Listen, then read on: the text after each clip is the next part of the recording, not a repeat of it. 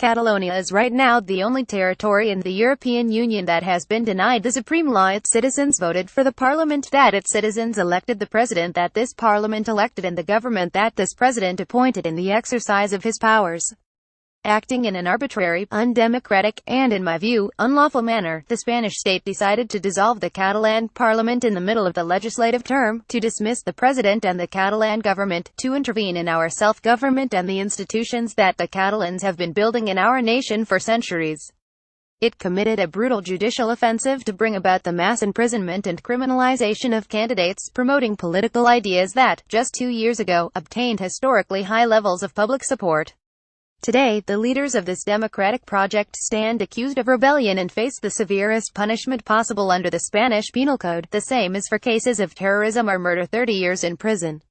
The vice-president and 7 Catalan government ministers have been in prison since last Thursday, as well as 2 Catalan civic leaders, while orders for the rest of the Catalan government to be detained have been issued. This is a colossal outrage that will have serious consequences. Let us remember one key fact. In the elections of the 27th of September 2015, Junts pel Sí, Together for Yes, the undisputed winner, stood on a manifesto where it explicitly pledged to declare independence and to convene constituent elections. The voters who supported us knew at all times what our purpose was. Yet 2 years after those elections, we are accused of sedition, conspiracy and rebellion for delivering on an electoral program that we never concealed. It's an odd conspiracy, one that receives the popular vote. The 2015 elections delivered a clear majority in favor of Catalan independence: 72 seats out of 135. Only 52 of the 135 seats went to candidates who explicitly rejected the idea of an independence referendum.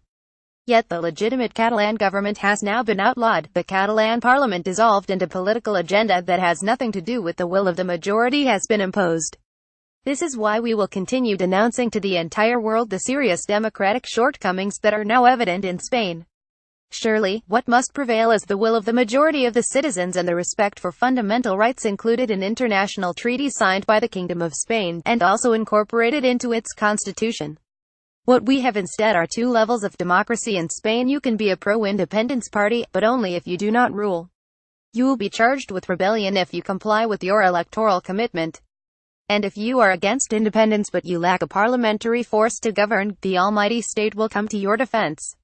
The Spanish judicial system has its own, particularly serious, shortcomings. There is a clear lack of independence and neutrality, with the links between the judiciary and the government visible for all to see. Even at the procedural level, the legal cases against Catalan leaders contain so many irregularities that it is difficult to believe that the accused can rely on any formal guarantees. The state has demonstrated its determination to strip public officials of their rights, and Spanish justice has been placed at the service of the government's political agenda.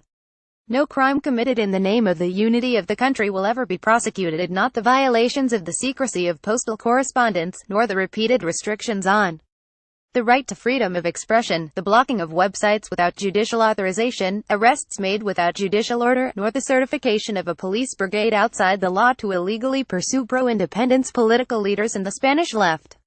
In demonstrations convened by the governing party of Spain, ultra-right radical groups, direct heirs of the Franco regime, such as the Spanish Falange, have marched, some brandishing fascist banners and making Nazi salutes, while songs demanding my imprisonment and execution have been widely sung.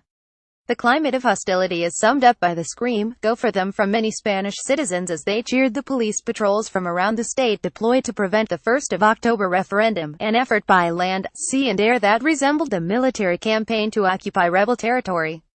Does anyone think that the sacked Catalan government can expect a fair and independent hearing, uninfluenced by political and media pressure? I do not. And that is why, beyond continuing to defend the legitimacy of all our political acts, we defend the right to want the independence of Catalonia, to defend a model of society in which no one is afraid of the power of the state.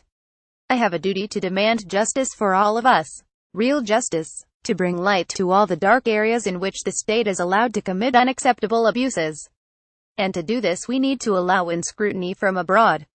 This attention must above all serve to demand a political rather than judicial solution to the problem. The Spanish state must honor what was said so many times in the years of terrorism and violence, and we can talk about everything. We, the supporters of Catalan independence, have never opted for violence, on the contrary. But now we find it was all a lie when we were told that everything was up for discussion. It may be uncomfortable for those who have given their uncritical and unconditional support to Mariano Rajoy's government, but we will defend our rights to the end. Because we're playing with much more than our personal futures, we're playing with democracy itself. Carles Puigdemont became the 130th president of Catalonia in 2016.